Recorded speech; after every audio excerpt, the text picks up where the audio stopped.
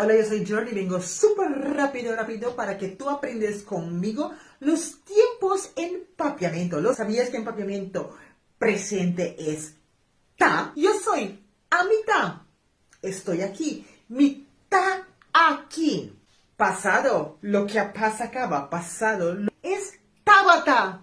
Tabata. Estuve aquí. Empapiamiento es a mi tabata aquí. Y seguramente tú estás preguntando, ¿y cómo sería el futuro empapiamiento? El futuro empapiamiento es lo voy a estar ahí, a mí lo baita en nan. A mí lo baita en nan. ¿Tienes curiosidad para aprender mucho más de mi ducha y empapiamiento? Recuerda que tengo una escuela online donde este mes es el último mes del precio especial.